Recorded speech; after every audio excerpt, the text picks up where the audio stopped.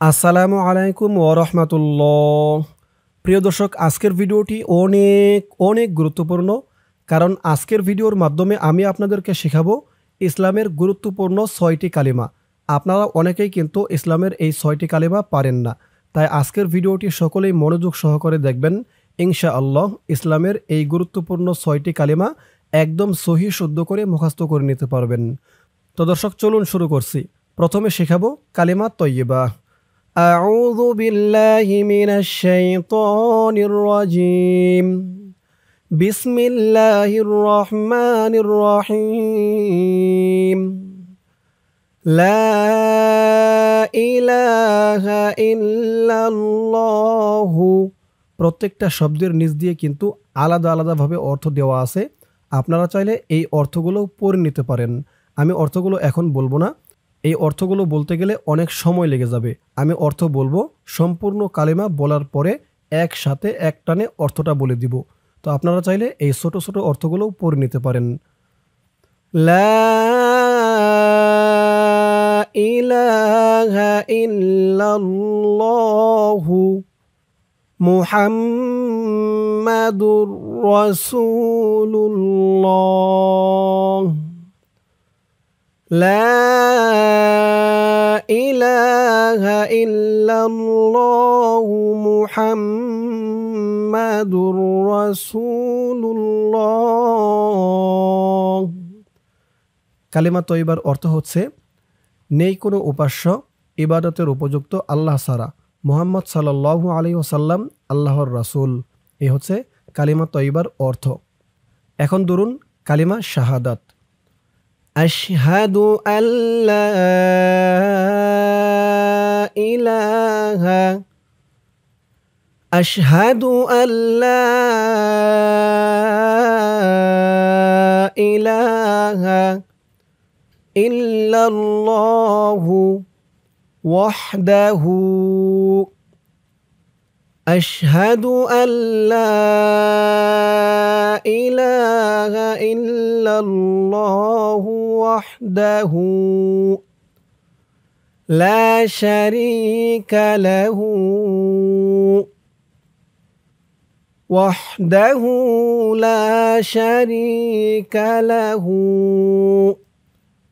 وأشهد أن محمدا وأشهد أن محمدا عبده ورسوله وأشهد أن محمدا عبده ورسوله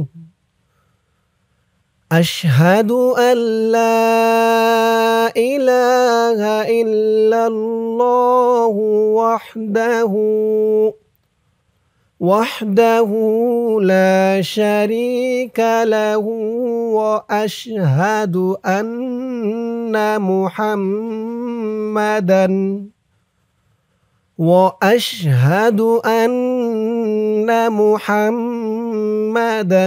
عبده ورسوله। কালিমা শাহাদাতের অর্থ, আমি সাক্ষ্য দিচ্ছি যে আল্লাহ ছাড়া কোনো উপাস্য নেই, তিনি একক, তার কোনো অংশীদার নেই। আমি আরও সাক্ষ্য দিচ্ছি যে হযরত মুহাম্মদ সাল্লাল্লাহু আলাইহি ওয়াসাল্লাম আল্লাহর বান্দা ও রাসূল। এই হচ্ছে কালিমাতুশ শাহাদাতের অর্থ। তারপরে তৃতীয় কালিমা, কালিমা তাওহীদ। লা ইলাহা ইল্লা আনতা ওয়াহিদান লা সানিয়া লাকা। লা ইলাহা ইল্লা আনতা ওয়াহিদান লা সানিয়া লাকা মুহাম্মাদুর রাসূলুল্লাহ ইমামুল মুত্তাকিনা إمام المتقين رسول رب العالمين إمام المتقين رسول رب العالمين لا إله إلا أنت واحدا لا ثاني لك واحدا لا ثاني لك محمد رسول الله إمام المتقين رسول رب العالمين কালিমা তাওহীদের অর্থ হে আল্লাহ তুমি ছাড়া কোনো ইলাহ নেই তুমি একক তোমার কোনো দ্বিতীয় সত্তা নেই মুহাম্মদ সাল্লাল্লাহু আলাইহি ওয়াসাল্লাম আল্লাহর রাসূল ধর্মবিরোধীদের ইমাম তিনি জগৎসমূহের প্রতিপালকের মহান দূত এই হচ্ছে কালিমা তাওহীদের অর্থ তারপরে ধরুন কালিমা তামজিদ লা ইলাহা ইল্লা আনতা নূরান ইয়াহদিয়াল্লাহু نورا يهدي الله لنوره من يشاء محمد رسول الله إمام المرسلين خاتم النبيين محمد رسول الله إمام المرسلين خاتم النبيين لا إله إلا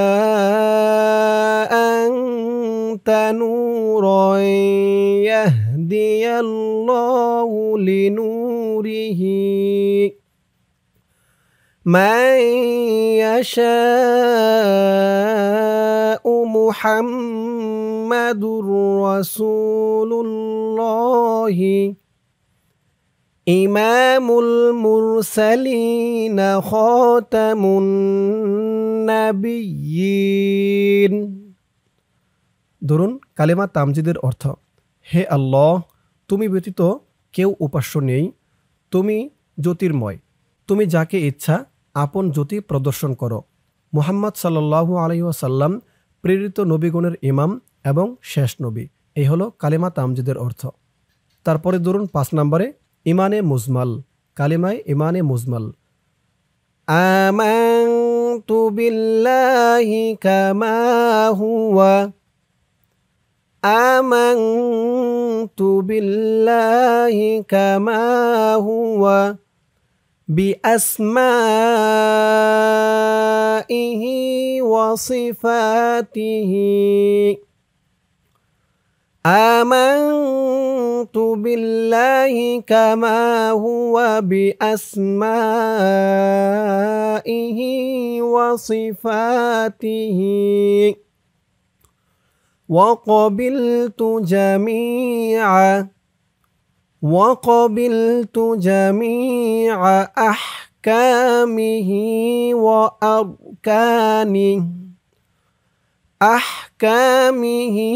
وأركانه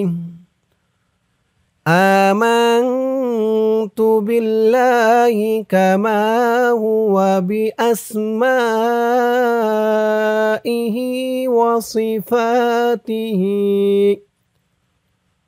وقبلت جميع أحكامه وأركانه ইমানে মুজমালের অর্থ আমি আল্লাহ তাআলার প্রতি তার সমুদয় নামের সাথে ও তার যাবতীয় গুণাবলীর সাথে ঈমান আনলাম আর তার যাবতীয় আদেশ ও বিধিবিধান মেনে নিলাম এই হলো ইমানে মুজমালের অর্থ তারপরে ধরুন সর্বশেষ ইমানে মুফাসসাল 6 নম্বরে যে কালিমাটি آمنت বিল্লাহি ওয়া মালাইকাতিহি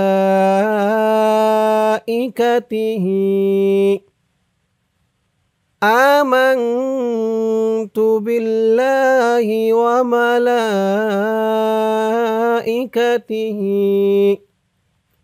ওয়া কুতুবিহি ওয়া রুসুলিহি ওয়াল ইয়াউমিল আখিরি ওয়াল কদরি খাইরিহি ওয়া শাররিহি মিনাল্লাহি তাআলা ওয়াল বা'থি বা'দাল মাউত আমানতু বিল্লাহি ওয়া মালাইকাতিহি ওয়া কুতুবিহি ওয়া রুসুলিহি ওয়াল ইয়াউমিল আখিরি ওয়াল কদরি খাইরিহি ওয়া শাররিহি মিনাল্লাহি তাআলা ওয়াল বা'সি বা'দাল মাউত। এতটুকু হচ্ছে ইমানে মুফাসসাল। এখন ধরুন ইমানে মুফাসসালের অর্থ, আমি ইমান আনলাম আল্লাহর উপর এবং তার ফেরেশতাদের উপর এবং তার কিতাবসমূহের উপর এবং তার রাসূলগণের উপর এবং কিয়ামতের দিনের উপর এবং তাকদীরের ভালো মন্দ কর্মফল সর্বোচ্চ আল্লাহর পক্ষ থেকে হয় তার উপর এবং মৃত্যুর পরে পুনরুত্থানের উপর। এই হলো ইমানে মুফাসসালের অর্থ এবং ৬টি কালেমা। আমি আপনাদেরকে ইসলামের এই ৬টি কালেমা যেমনভাবে শেখালাম, আপনারা যদি আমার সাথে বলে বলে কয়েকবার প্র্যাকটিস করেন, ইনশাআল্লাহ ইসলামের এই ৬টি কালেমা একদম সহি শুদ্ধ করে মুখস্থ করে নিতে পারবেন। আল্লাহ তাআলা সকলকে সহি শুদ্ধ করে মুখস্থ করার তৌফিক দান করুক। সকলে বলি আমিন। দর্শক, আজকের ভিডিওতে আমি আপনাদেরকে শেখালাম ইসলামের ৬ কালেমা। ইনশাআল্লাহ এর পরের ভিডিওতে অন্য কোনো দোয়া বা সূরা শেখাবো। আপনারা কোন সূরা বা দোয়া শিখতে আগ্রহী কমেন্ট করে জানাতে ভুলবেন না। তো দর্শক, আজ এ পর্যন্তই। সকলেই ভালো থাকবেন। আসসালামু আলাইকুম ওয়া রাহমাতুল্লাহ।